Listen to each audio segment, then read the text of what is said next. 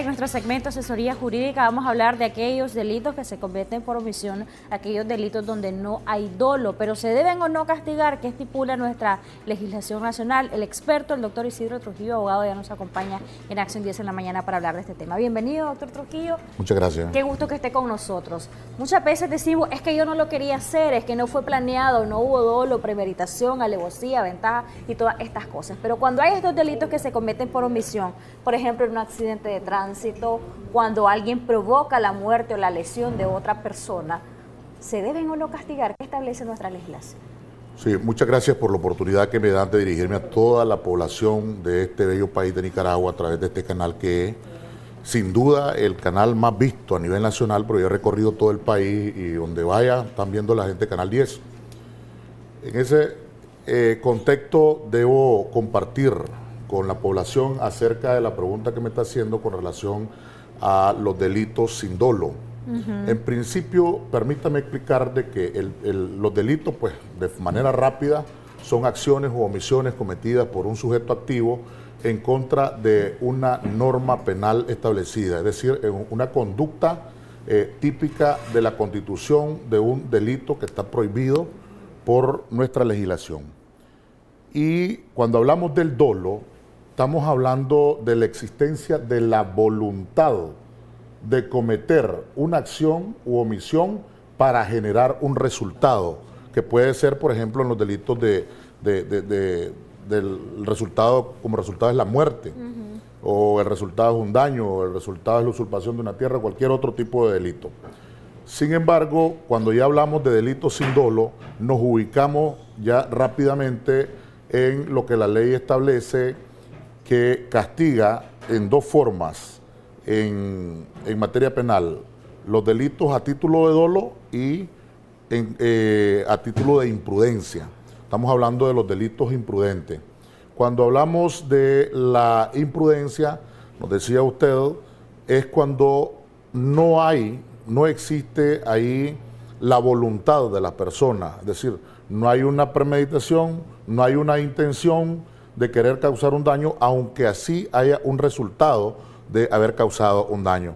Por ejemplo, decía usted los delitos de tránsito, cuando una persona falta al deber del cuidado y comete un delito que sí debe ser sancionado porque ha violentado una norma, que el faltar al deber del cuidado. Debe ser sancionado, sí, solo si son delitos graves, aunque sean delitos menos graves, siempre deben de ser sancionados.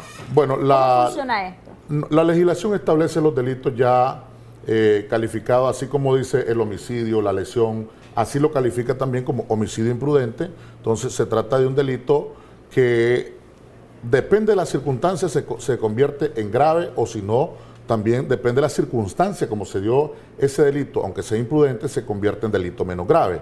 Porque la ley, en el caso de los homicidios, califica de que la pena va de 1 a 4 años. Y toda pena que no supera los 5 años, entonces obviamente se convierte en delito menos grave y tiene que, por ende, conocer un juzgado local, ¿verdad? Un juzgado local penal. En el caso, cuando los delitos superan los 5 años, se convierte en delitos graves. Y entonces, en estos delitos de homicidio particularmente, la ley establece con claridad de que si existen circunstancias de que se haya dado un homicidio imprudente temerario, tomando en cuenta esa palabra que consiste en que exista en la comisión del delito la existencia, valga la redundancia, de que el delito se comete bajo los efectos de alcohol o cualquier otra droga alucinante que pueda haber ingerido la persona. Eso es un agravante. Entonces, ese es un agravante y ya lo califica en delito grave. Dice que va la pena de 4 años a 8 años. Obviamente, la aplicación de esa pena va a ir en decadencia del grado, no de intencionalidad, porque aquí el dolo desaparece, porque tenemos delitos sin dolo, no hay intención, no hay voluntad, pero sí el daño causado en ese tipo de delitos va a ser medible, y el grado de la intensidad y la responsabilidad que tiene la persona, porque mire, no es lo mismo castigar a una persona que es un conductor con licencia profesional, que su deber de cuidado es mayor a una persona que tiene una licencia de conducir con 2 categorías de moto y carro únicamente. Entonces, el nivel de experticia, de impericia, obliga a que una persona con un nivel más profesional tenga mayor cuidado que el que está inexperto, ¿me entiendes? ¿Cómo nuestros televidentes que quizá han sido víctimas de alguna situación en la cual consideran se ha cometido un delito, que no hay dolo, pero que sí realmente se cometió algo y se generó una afectación, cómo deben de hacer? ¿A dónde denunciar? ¿Deben de seguir la ruta de la policía, fiscalía? ¿Pueden hacerlo directamente con el juez? Y para ir finalizando también, doctor, si yo siento que fiscalía es un acto de corrupción lo que está haciendo y que no está correspondiendo a lo que dice la legislación nicaragüense, o si es la policía o cualquier instancia, ¿cómo puedo yo hacer para denunciar ante otras instancias si se puede confiar? Bien, en los delitos imprudentes, como decíamos, uno es grave, que va el delito del homicidio con la existencia de las circunstancias agravantes, que va de 4 a 8 años. Entonces, automáticamente, por ser un delito grave, debe ser un delito de acción pública y que lo va a impulsar en la fiscalía. Pero en los demás delitos, por ejemplo, las lesiones imprudentes, el aborto imprudente, los daños imprudentes, entonces la persona que sienta que no está siendo bien representada por un agente del Ministerio Público tiene la potestad de pedir el expediente e ir al juez impulsando la causa a través de un abogado como acusador particular, de forma independiente. ¿Qué pasa si en el Ministerio Público no te quieren dar el expediente? Bueno, la ley manda que también el abogado puede redactar. Si no le dan el expediente en la fiscalía, uno con la denuncia que haya interpuesto y después viene y construye los elementos de prueba. Por eso yo la vez pasada hablaba de que los abogados también somos personas que debemos realizar investigaciones y proporcionar al proceso elementos de prueba para sostener una teoría del caso planteada. Entonces, la persona que se sienta violentada bajo el argumento de que puede ejercer la acusación de manera particular, ¿verdad?, por parte de la víctima, entonces puede comparecer ante el juez para impulsar la causa de forma independiente. El juez, una vez que recibe la causa, notifica al Ministerio Público para que él, en razón de su cargo, brinde acompañamiento.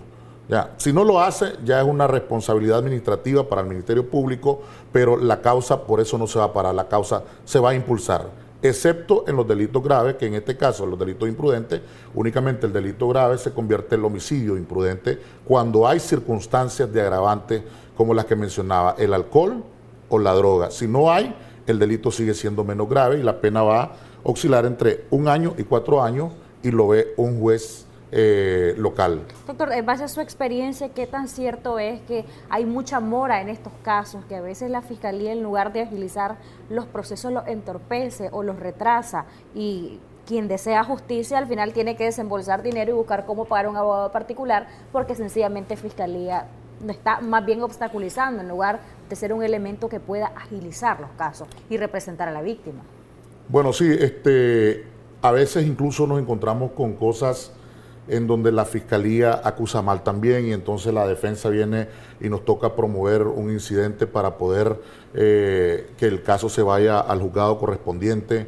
Tengo la experiencia con un amigo, colega periodista, porque yo soy periodista también, entonces de Canal 8 precisamente, el colega Luis Reyes tuvo un caso que le dilató, asústese, 2 años y medio y tuvimos que recorrer como 5 juzgados, que el uno lo mandaba para allá por negligencias de la Fiscalía en ese entonces. Entonces, sí puedo decir de que hay casos en que la Fiscalía le presta más atención a otros delitos y no a los delitos imprudentes. Aunque la ley también permite las mediaciones, que son formas rápidas, la forma rápida de poder resolver. ¿Pero la Fiscalía debe promover las mediaciones o no? Bueno, el principio de oportunidad que establece la ley, la Fiscalía lo puede proponer. Entonces, sí se hace ante la Fiscalía. En los delitos menos graves se puede promover por la Fiscalía y incluso después, para que haya una mayor garantía, se va a inscribir al juzgado para que sea ese. Pero no está obligada la Fiscalía a promover estas mediaciones. No, la Fiscalía, su deber, su responsabilidad es representar a la víctima, impulsar la causa en nombre de la víctima y en nombre del Estado, más nada. Pero si las partes quieren llegar a tener un principio o la aplicación o que se le aplique un principio de oportunidad, entonces la Fiscalía debe escuchar a las partes para ver si es posible y dónde no es posible. Bueno, doctor, muchas gracias. Un tema bastante amplio. ¿Dónde lo podemos ubicar para aquellas personas que deseen una asesoría en esta diversidad de temas, no solo en materia penal, sino en las otras materias del derecho, como es la laboral, la civil?